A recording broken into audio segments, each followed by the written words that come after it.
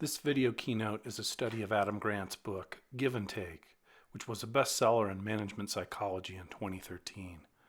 Give and Take is loaded with scientific studies of many of the issues of character and leadership that we discuss at St. Mark's generally and in English 10 specifically. Here's a photo of Adam Grant. He is professor of management and professor of psychology at the Wharton School at the University of Pennsylvania. Mr. Grant is extraordinarily accomplished for any person, much less someone so young.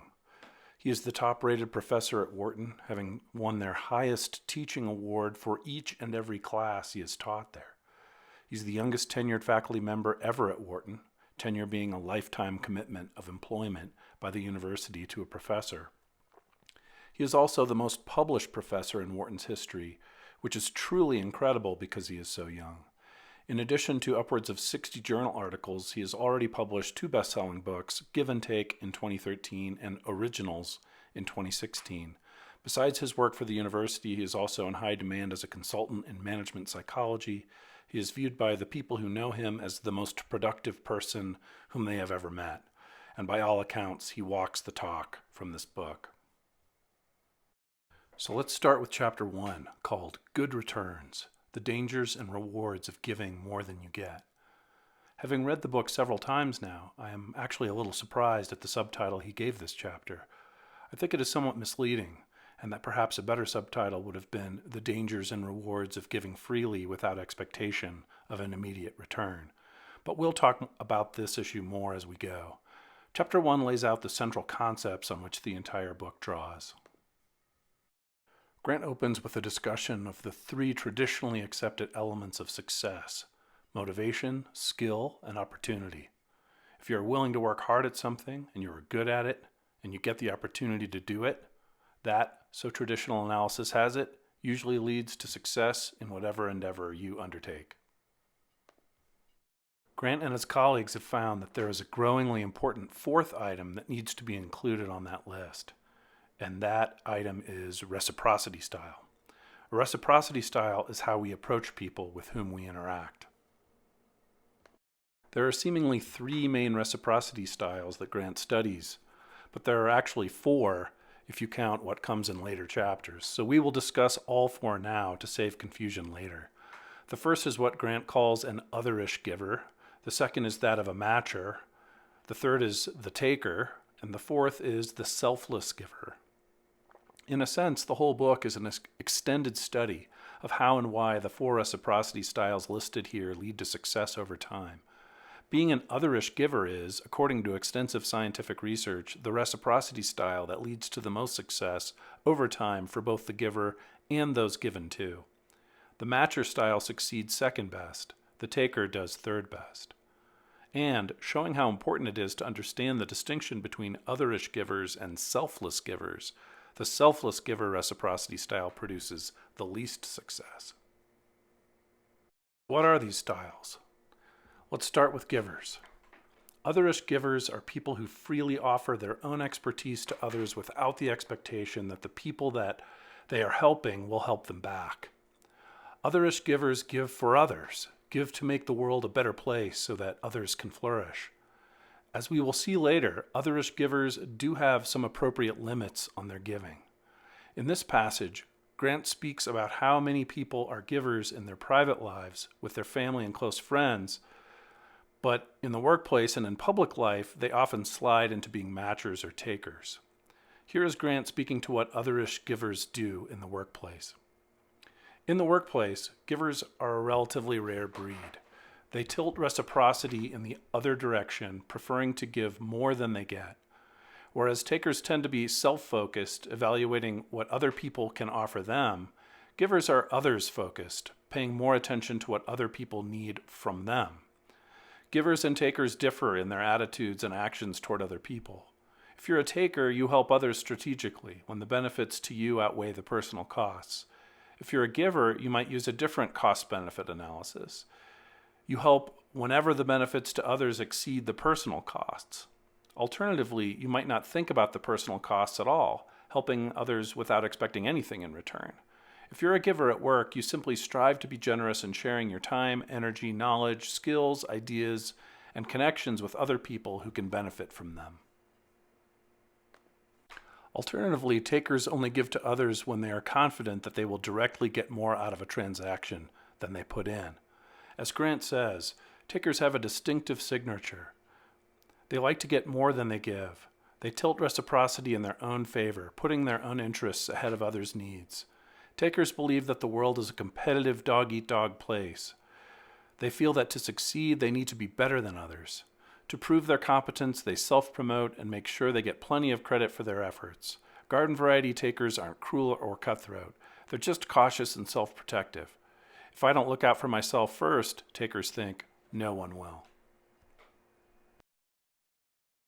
Matchers, as you might imagine, pursue a strategy in between givers and takers. Professionally, few of us act purely like givers or takers, adopting a third style instead. We become matchers, striving to preserve an equal balance of giving and getting. Matchers operate on the principle of fairness.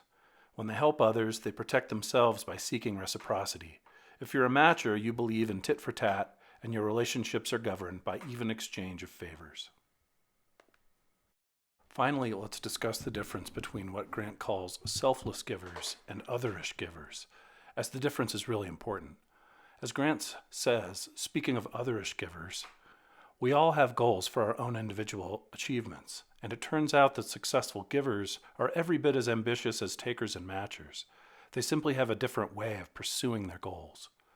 In other words, otherish givers pursue the overall good, but in the process count themselves in the mix of who should be affected by their actions.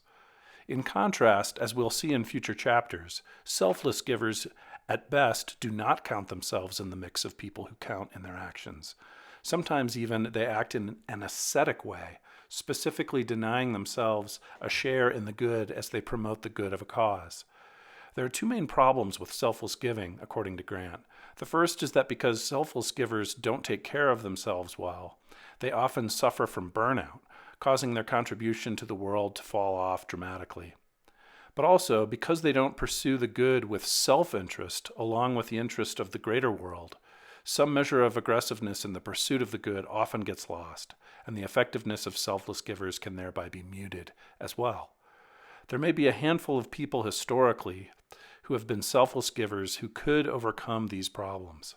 But for most people, training oneself to be a proactive, otherish giver rather than a more reactive, selfless giver is the best way to serve and lead the world most effectively. Grant speaks of a number of professional benefits that accrue to being an otherish giver in addition to the more intangible personal benefits of meaning, which we will discuss later. He says, but it's not just their groups that get rewarded. Like Adam Rifkin, successful givers expand the pie in ways that benefit themselves as well as their groups. Extensive research reveals that people who give their time and knowledge regularly to help their colleagues end up earning more raises and promotions in a wide range of settings, from banks to manufacturing companies.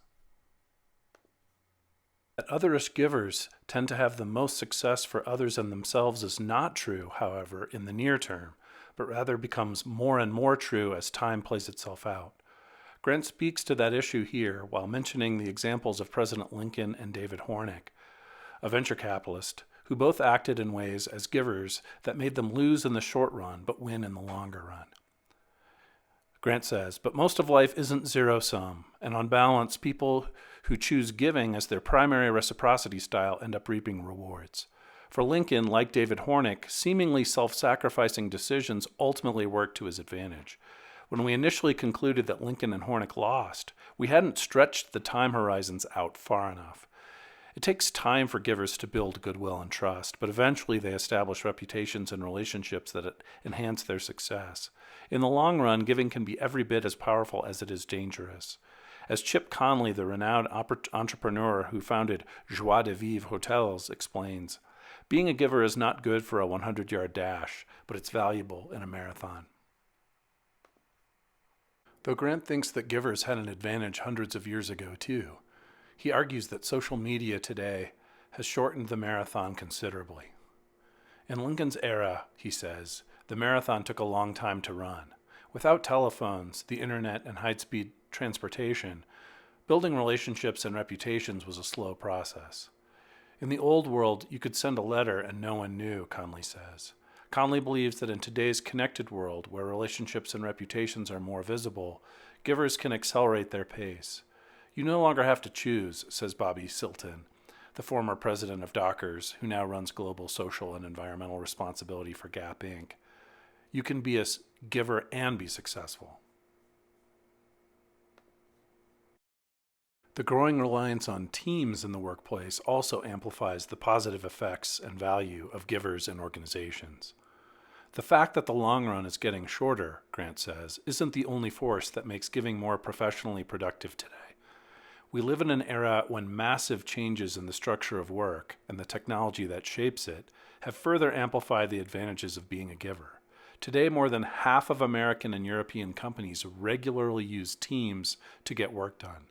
We rely on teams to build cars and houses, perform surgeries, fly planes, fight wars, play symphonies, produce news reports, audit companies, and provide consulting services.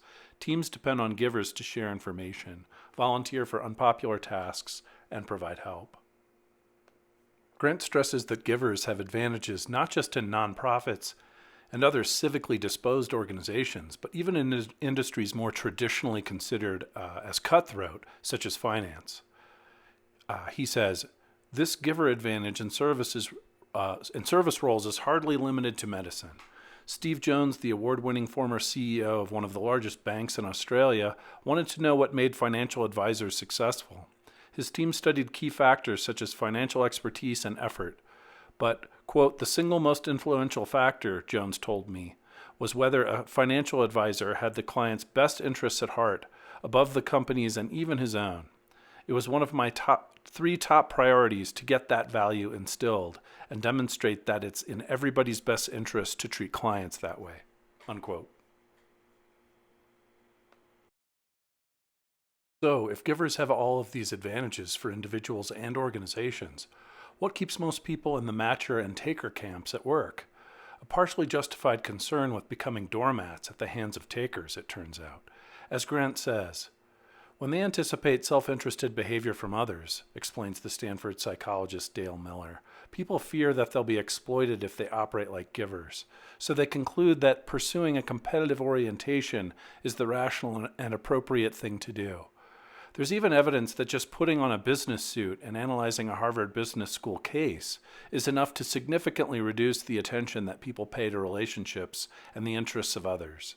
The fear of exploitation by takers is so pervasive, writes the Cornell economist Robert Frank, that by encouraging us to expect the worst in others, it brings out the worst in us. Dreading the role of the chump, we are often loath to heed our nobler instincts. So, takeaways for Chapter 1. You should be able to discuss these topics. What are the three traditionally understood elements of success? Why does Adam Grant think that reciprocity style is an important fourth element? What are the four reciprocity styles? And why does Otherish giving work so well in the longer term? Grant uses examples of Adam Rifkin, David Hornick, and Abraham Lincoln to help make his points. You should be familiar with each of their stories and be able to explain how their stories confirm truths about the effectiveness of a given reciprocity style.